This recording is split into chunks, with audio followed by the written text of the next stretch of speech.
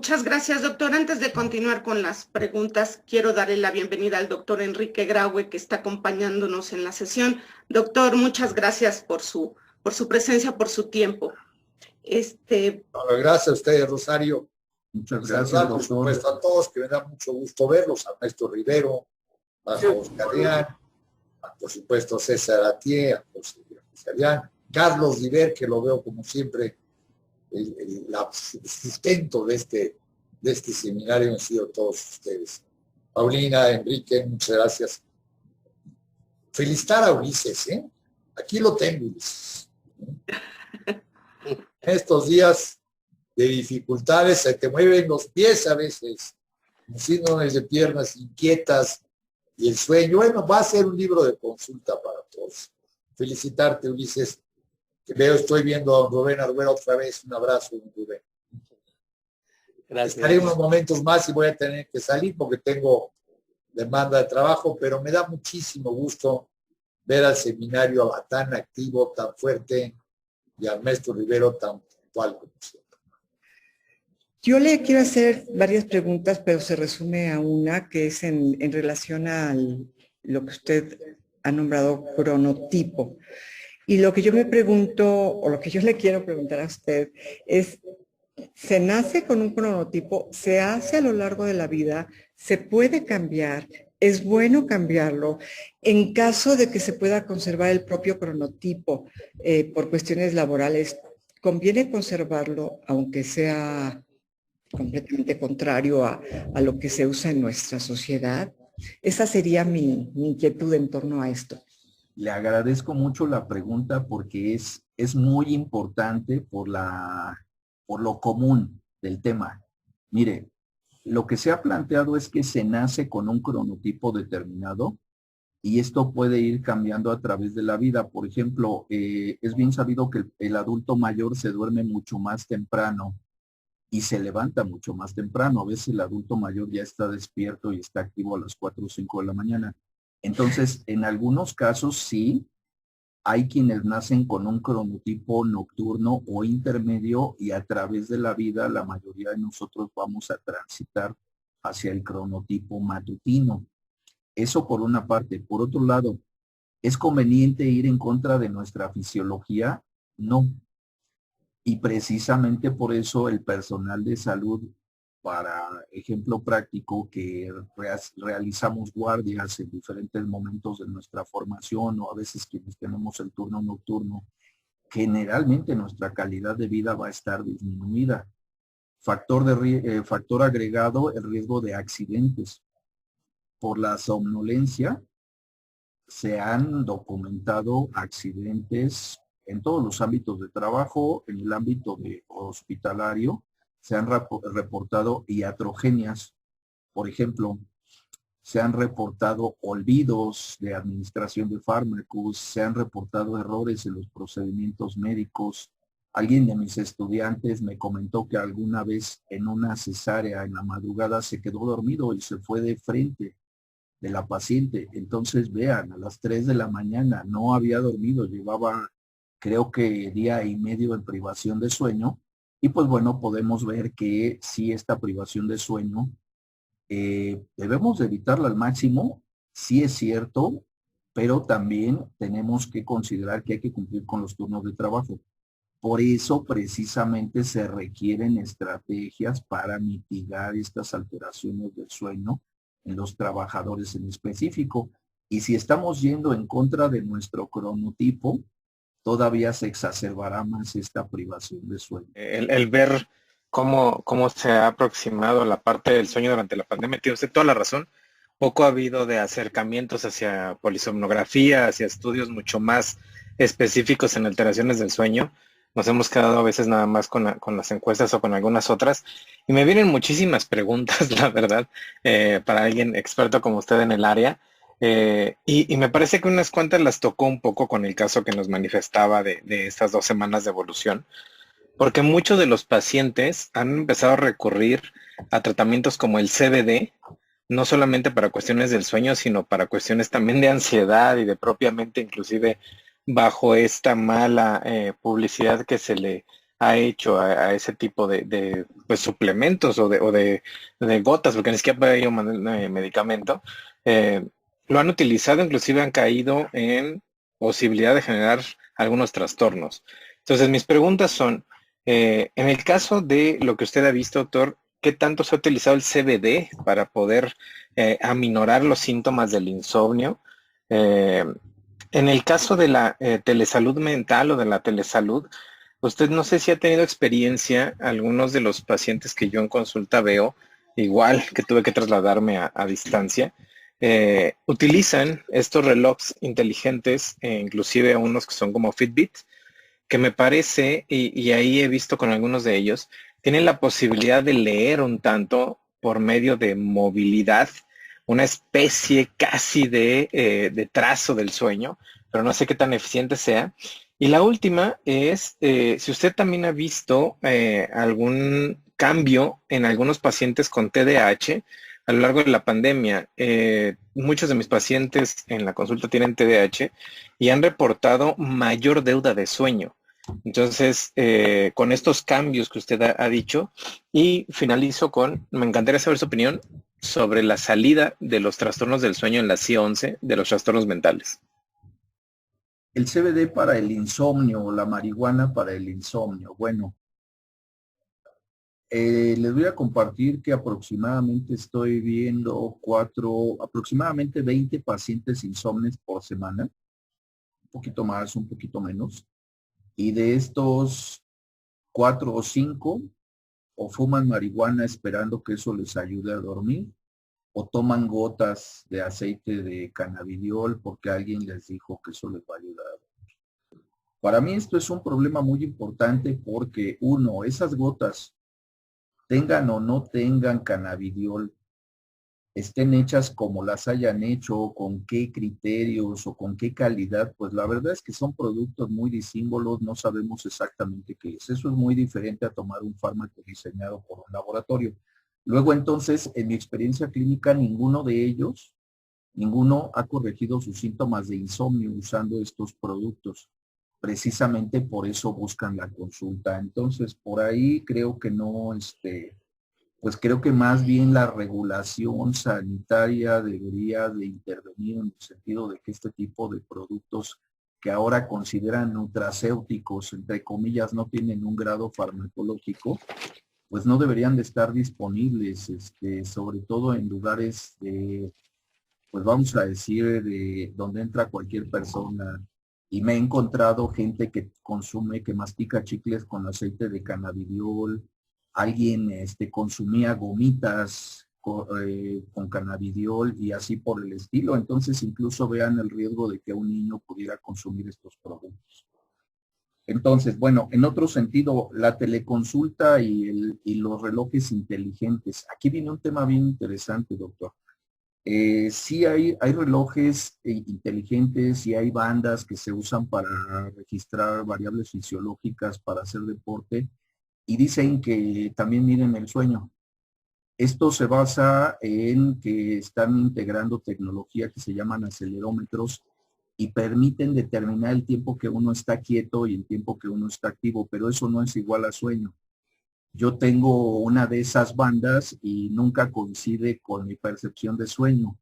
Pero te voy a decir que también tengo actígrafos que esos son muy semejantes, pero esos sí están validados con investigación y con procedimientos estadísticos y definitivamente al comparar los actígrafos con la banda inteligente, pues no hay mucha correlación. A veces sí, a veces no. Por otro lado, hay un efecto negativo porque en los pacientes aprehensivos, cuando esta gente usa estas bandas o relojes y ve que le da la información de que durmió mal, eso los pone más ansiosos, los preocupa demasiado. Y justo una de las indicaciones del tratamiento psicológico del insomnio consiste en no estar volteando a ver qué hora es en la madrugada cuando no podemos dormir, pero traen puesto el reloj. Entonces, el efecto es contraproducente de todas. No tengo experiencia con pacientes con TDAH y en general no es mi especialidad, pero lo que sí me ha tocado ver es que tengo algunos pacientes que buscan apoyo por insomnio o pacientes pediátricos que no duermen bien y bueno, pues tienen algunos síntomas de TDAH y bueno, generalmente hay las remisiones con el indicado. Particularmente en nuestro equipo de trabajo tenemos una neuropediatra que es quien está colaborando con estos casos en particular. Que hayan salido los trastornos de sueño del subgrupo de trastornos mentales en el CIE-11, yo creo que esto tiene que ver con el asunto de que las alteraciones del sueño presentes en los pacientes psiquiátricos las deben de haber considerado como secundarias. Sin embargo, pues bueno, existen los otros sistemas de clasificación que incluso cambiaron en el 2011, ¿no? El DSM-5 y en el 2014 la clasificación internacional de los trastornos de sueño. Pero en general estas alteraciones del 2000 se consideran como secundarias a pues, las condiciones de diagnóstico depresivas, ansiosas, en el ámbito esquizofrénico, etc. Que me parece, bueno, quisiera preguntarle si la relevancia sigue siendo la misma, si la frecuencia sigue siendo la misma, la cuestión de la sexomnia, ya que últimamente, bueno, he tenido oportunidad de ver también casos o de leer casos acerca de esta situación, que si es correcto se ha disparado también con la pandemia. Eso por un lado, ¿no? Preguntarle si sigue siendo frecuente o lo seguiremos viendo a raíz de la pandemia. Y el otro, preguntarle su perspectiva respecto a la salud mental post pandemia, ¿no? Que muchas veces no hemos tomado mucho en cuenta las consecuencias que va a haber. Entonces, ¿cuál es su opinión acerca de estos temas, doctor? Muchas gracias. La sexomnia es una de las parasomnias de activación. Entonces, lo que hemos encontrado o lo que nos han referido algunos pacientes es que las variantes del sonambulismo, levantarse a caminar dormido, es el trastorno a comer dormido, perdón, es el trastorno de alimentación durante el sueño, la conducta sexual durante el sueño o sexomnia, los despertares confusos que consisten en el llanto durante el sueño.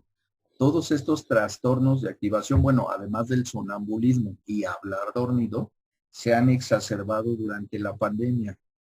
En el caso específico de la sexomnia tenemos la complicación de que la gente muchas veces tiene pena de buscar atención por este tipo de complicaciones de sueño. Entonces, bueno, a veces eso influye y ha tenido un efecto, vamos a decir, ha disminuido el efecto estadístico en términos de prevalencia. Pero sí las parasomnias están haciendo más frecuentes, sobre todo en aquellas personas que tenían parasomnias en la edad infantil. Entonces, ese es un tema. Por ahí, cuando en la entrevista clínica le pregunto a la gente si durante la infancia tuvieron alguno de estos síntomas, ya me puedo ir imaginando quizás por qué estarían pidiendo la consulta actualmente. En el ámbito de salud mental, quiero reiterar que precisamente la alta prevalencia de ansiedad y de depresión en los que estamos en confinamiento y peor en el caso de aquellos que están en recuperación por la infección. En esos casos en específico hay que poner mucha atención porque sí se están reportando suicidios relacionados con esta sintomatología. Entonces sí, la atención es indispensable en este momento y por supuesto tenemos que diseñar los programas necesarios para que para que contengamos este tipo de condiciones mentales, porque si se establecen a largo plazo, como mencionaba en la presentación, creo que nuestra sociedad va a cambiar de manera definitiva durante muchos años. Ejemplo práctico, antes de la pandemia salíamos a la calle y al ver a alguien con la cara cubierta, pues pensábamos que nos iba a asaltar. Pero ahora nos ofendemos cuando vemos a alguien que no trae su cubrebocas, ¿no? Entonces, simplemente nuestras fuentes de ansiedad son diferentes, nos sentimos inseguros en la calle, etcétera, etcétera. Entonces, sí tenemos que intervenir en este sentido. Hablar de enfermedad cardiovascular en la actualidad, es cierto que ha aumentado el número de publicaciones formales y otras informales de la relación de COVID con enfermedad cardiovascular. Esto, si normalmente sabemos que la apnea y los trastornos orofaríngeos se acompañan de cardiopatía dilatada, lo que también es cierto que menos de 6 horas pueden aumentar la obesidad, aumentar la presión arterial, aumentar las cifras de colesterol y triglicéridos, y algo importante y que sí se está viendo, aumenta la presión arterial, la fibrilación auricular, y esto es un motivo de interés. Y ahí el doctor Valentín Fuster, que está trabajando actualmente en los Estados Unidos, él en la Universidad de Tufts, tiene 3.974 pacientes que le está dando seguimiento con diferentes estudios, y estos, la mayoría de ellos tienen menos de 6 horas. Y este seguimiento ya en las publicaciones preliminares muestra que ha aumentado en un 27% el factor de riesgo, el dormir pocas horas. Y el COVID es el elemento perfecto para preocuparse, para no dormir, para hacer vida sedentaria, para comer en ansiedad, aumenta el sobrepeso, aumenta la hipertensión, y todo esto hay que tenerlo presente. No porque diga yo que vamos a cambiar fácilmente el estilo de vida, pero sí para soltar focos de alarma y decir, hay que estar pendientes porque todas estas manifestaciones y trastornos parece que no tienen importancia, pero tienen el máximo de importancia. Sí, dormir menos de 6 horas se ha considerado un factor de riesgo para todas las enfermedades que ya nos mencionó, y también los trastornos del ritmo circadiano, y precisamente en ese sentido la fase atrasada del sueño y el insomnio, que son los dos principales trastornos reportados en este periodo de pandemia, son en los que tenemos que poner atención. Ya comentaba, se tienen que generar las campañas necesarias de información para llegar a toda la población objetivo, para que eso permita contener al menos esta afectación. Estamos hablando de que el tiempo que llevamos es poco más de 1 año, no sabemos cuánto más vamos a estar en confinamiento, esperemos que ya no sea mucho, pero precisamente este confinamiento es una condición muy especial para descuidar nuestra salud en general y nuestra salud del sueño. No, doctor, ¿hay algún lugar a donde nuestros estudiantes puedan acudir? No solamente los de medicina, sino en general los estudiantes de la universidad. Bueno, y los docentes. La clínica de trastornos del sueño está trabajando de manera híbrida. Algunos días se está dando consulta virtual, otros días se está dando consulta presencial. Y bueno, está trabajando de 8 de la mañana a 8 de la noche. Entonces, es importante que entren a la página de la clínica, que programen una cita y se les puede atender de acuerdo a su preferencia. Hay quienes no quieren salir a la calle, no quieren entrar al transporte público o incluso viven fuera de la Ciudad de México, y en ese caso es bastante buena la consulta virtual, al menos en el caso de insomnio. Pero hay quienes, pues bueno, están acostumbrados al ámbito hospitalario, no se sienten tan amenazados en su salud al entrar a un hospital y nos piden una consulta presencial. Entonces sí, por supuesto, se están atendiendo a los pacientes, basta que soliciten su consulta, el horario es amplio y a todo mundo se le puede atender, por supuesto.